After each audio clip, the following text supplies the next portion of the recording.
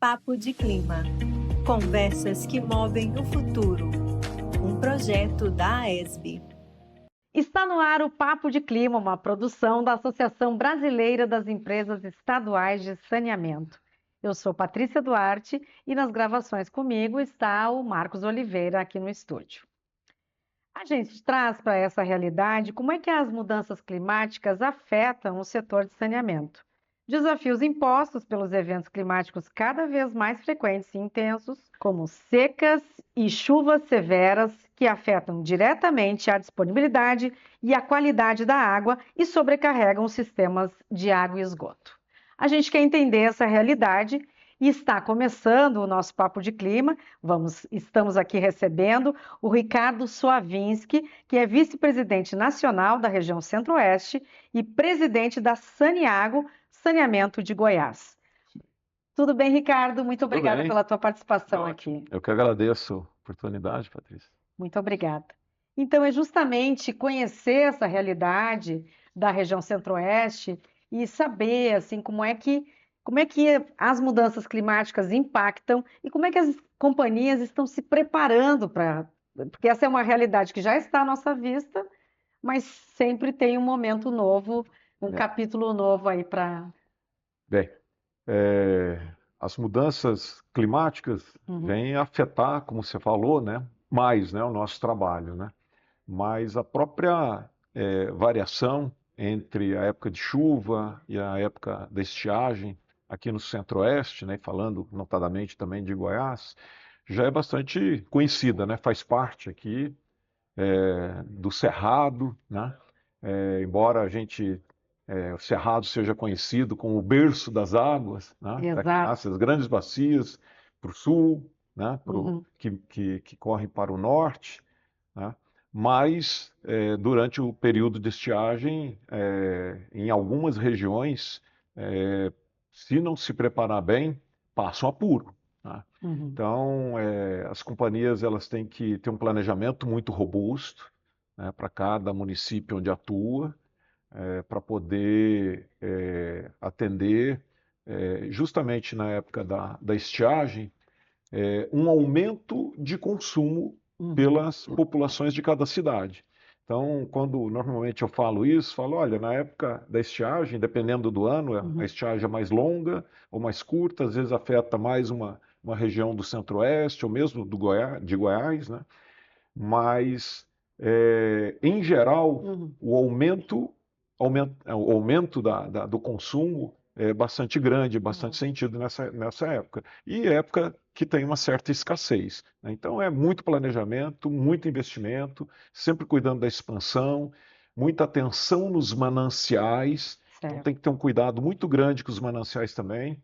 Tudo bem que as companhias têm suas outorgas para captação de água, tanto de superfície como de subsolo, mas tem que estar sempre atento porque todo ano a gente tem alguma surpresa, Então tem aquelas bacias que a gente sempre já estuda há muito tempo, que são as mais críticas, não só por variarem muito, às vezes são muito de baixa vazão e variam muito na época da cheia para a época da estiagem, mas devido às vezes a algum impacto antrópico, algum tipo de uso, pode baixar mais ainda e vir a faltar água nas cidades. Período, como eu falei, que aumenta ainda mais o consumo. Então é muita atenção, muito investimento, eu chamo de muito zelo, muito cuidado. E, lógico, campanhas de conscientização também nas cidades, para ter um consumo consciente e ajudar lá no meio ambiente, protegendo as nascentes, protegendo os mananciais. Então, basicamente é isso, Muito planejamento estratégico. Muito planejamento, As companhias elas têm que ter sua capacidade de investimento também sempre em dia, porque a população cresce, você tem que ir aumentando seus sistemas, e à medida que a população vai crescendo, se você não continua investindo, tanto na produção de água como na distribuição, na reservação, ela corre risco de faltar sim nesses períodos.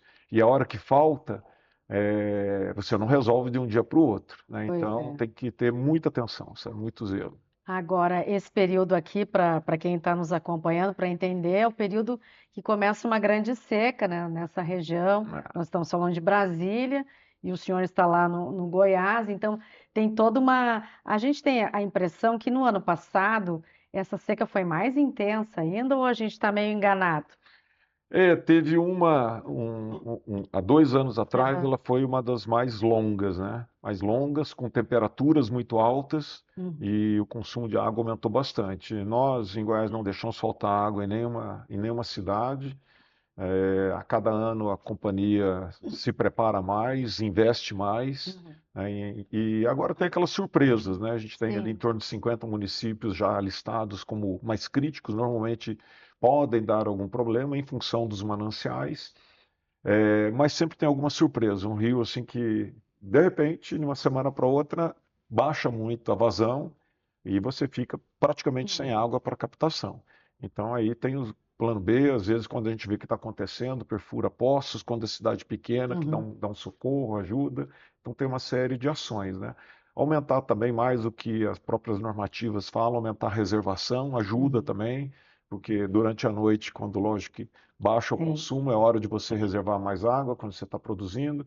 Então tem uma série de medidas que a gente vai fazendo e isso vai superando bem, né? Como você disse, Uhum. a gente está saindo do período chuvoso, entrando agora na época da estiagem.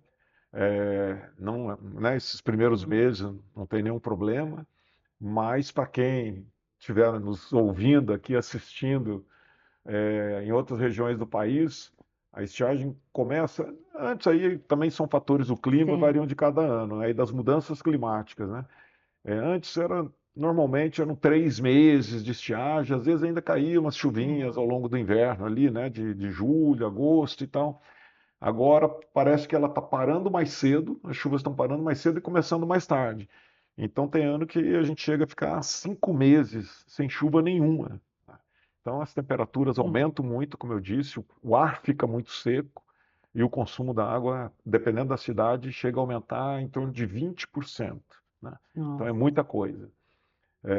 E é se preparar e investir. A gente nunca Uhum. pode, é um setor que você nunca pode parar de investir, né? Então, isso que é a importância de uma boa metodologia tarifária também com as agências reguladoras, né, para que a tarifa ela não só cubra os custos, né, lógico que sempre a menor Uhum. tarifa possível para a população, mas que ela não só cubra os custos, mas garanta os reinvestimentos. Lógico que Sim, as companhias têm que ser eficientes, têm que fazer claro. sua parte, sendo o máximo possível eficiente, para também não elevar a tarifa, né, muito e poder sempre estar reinvestindo nesses sistemas. E aqui eu estou falando só de água, né? Sim. Agora, na época da chuva, Patrícia, também tem problema, né? Uhum. O que que acontece? Às vezes vêm as chuvas e vêm tempestades, muita chuva de uma vez só, que é bem o que os pesquisadores, né, os Uhum. cientistas, quem estuda muito a questão das mudanças climáticas, apontam. É o seguinte: secas mais intensas e quando é época de chuva, chuvas também mais intensas, né? E aí, com a antropização e os rios começam a perder florestas em volta dele, que a água da chuva cai com as árvores e tal, ela ajuda a penetrar no solo e forma ali, né, um reservatório natural, poderia assim dizer. E quando você perde a vegetação em volta dos mananciais, em volta Uhum. dos ribeirões, dos rios, das represas, a água corre mais rapidamente para dentro do rio e forma as enxurradas. E o que tiver construído perto dela leva embora. Nossa. E às vezes tem estruturas nossas também de abastecimento ou de tratamento até de Uhum. esgoto, ou estruturas, tubulações e tal, que são levadas embora também, aí tem perda, né?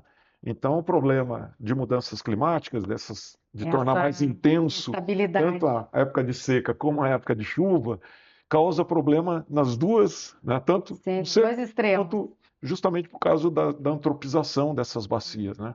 Então, o que a gente trabalha muito também em Goiás, não só a Saneago, mas aí junto com os produtores rurais, Uhum.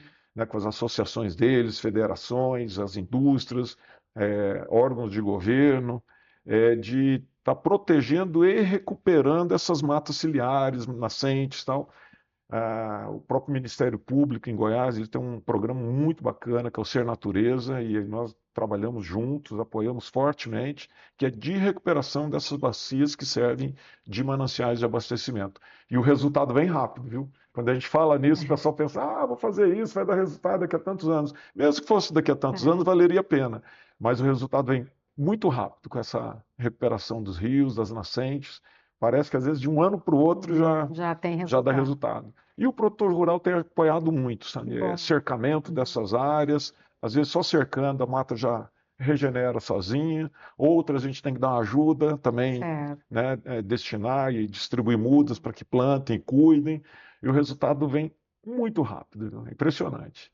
A questão das mudanças climáticas, só da parte do abastecimento. E esquece um pouco de falar da parte do esgotamento sanitário, da coleta e destinação. E eu tenho falado isso nas palestras bastante, e aí parece que está caindo a ficha. Por quê? Para que todos entendam, quem esteja nos ouvindo. Quando a gente serve a água, depois coleta o esgoto, tem que tratar, né? Depois de tratado, o efluente é lançado num corpo receptor, que é um rio, um ribeirão, alguma coisa assim, tudo lógico, com estudos, com outorgas, né?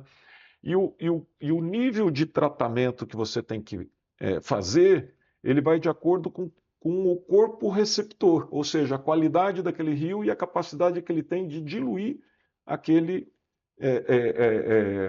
o que você está lançando de volta.